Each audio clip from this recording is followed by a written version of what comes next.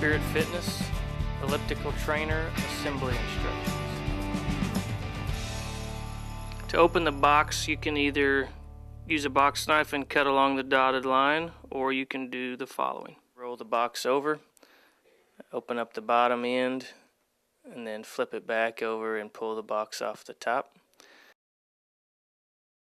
And then remove all the parts from the box, all the styrofoam and all the plastic bags. Step 1, console mast assembly. Step 1, we're going to be installing the mast and the console.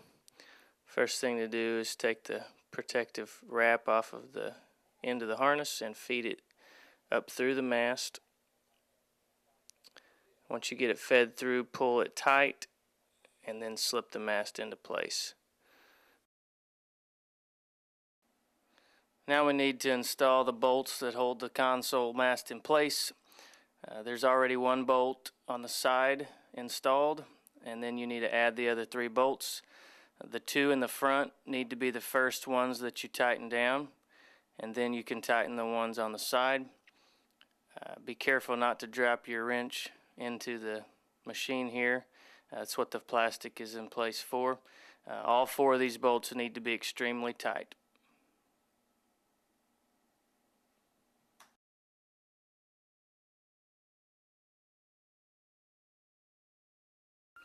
Next, we're going to be installing the console. There's a main computer cable, 2 hand pulse cables, and a resistance cable that need to be plugged in. Once you have those plugged in, you want to put the extra cable there into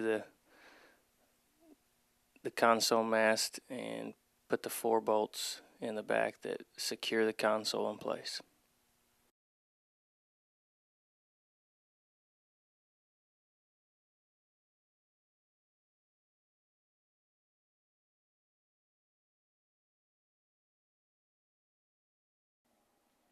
Step 2, swing arm assembly.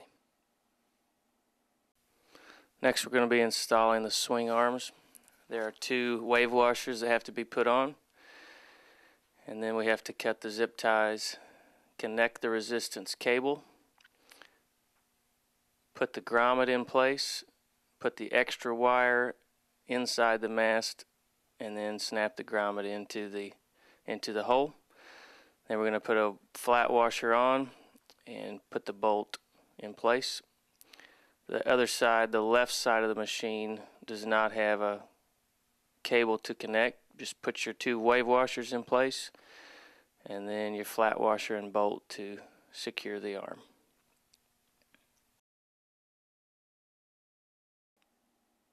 Step 3, connecting arm assembly. Next, we're going to be connecting the connecting arm to the swing arm, and that is done with just 1 bolt that goes through there. You want to be sure that that sleeve spacer is inside that rod end bearing, or it will be loose and make quite a bit of noise. You want to make sure this is a very snug connection. Repeat the same process on the other side. Make sure that that sleeve spacer is in place.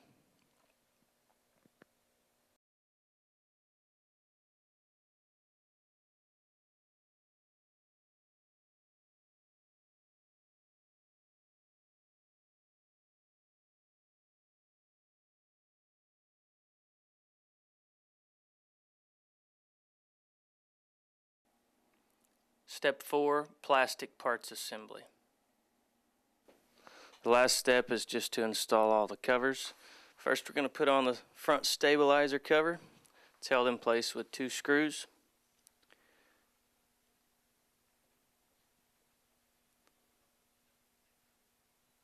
Then we're going to put on the connecting arm covers. There are 4 covers for each side.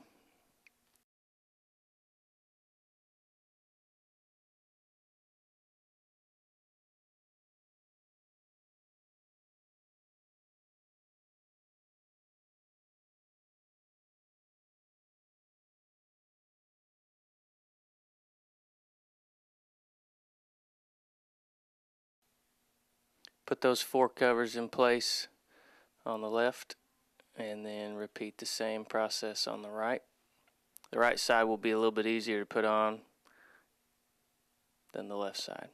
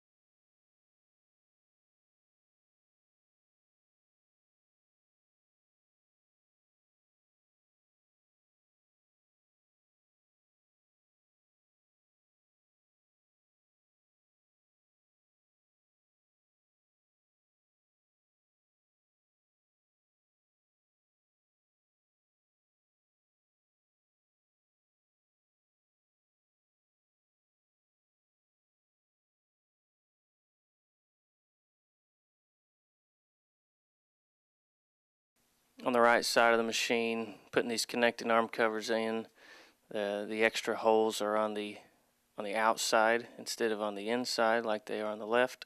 So the right side covers go on quite a bit easier than the left side do.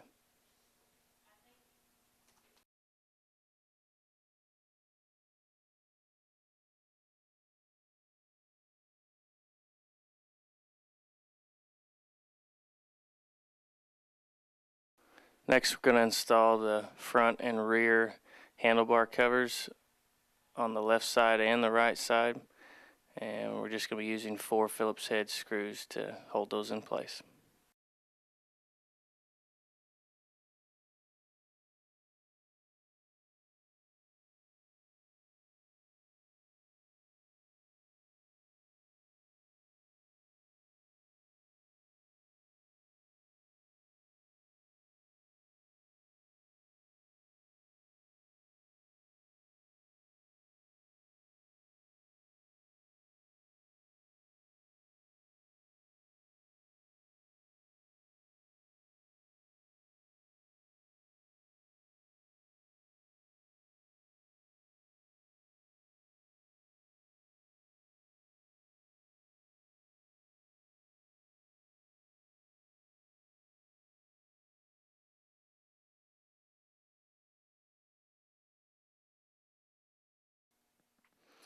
Next, we're going to put on the mid stabilizer cover for the left side, and then the rear stabilizer cover for the left side, and then we'll put on the wheel cover for the left side.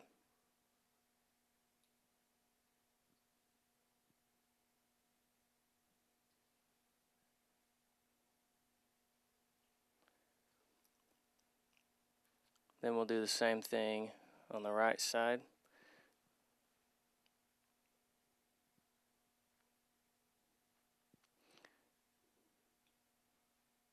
Beginning with the mid stabilizer cover, and then the rear stabilizer cover and the wheel cover.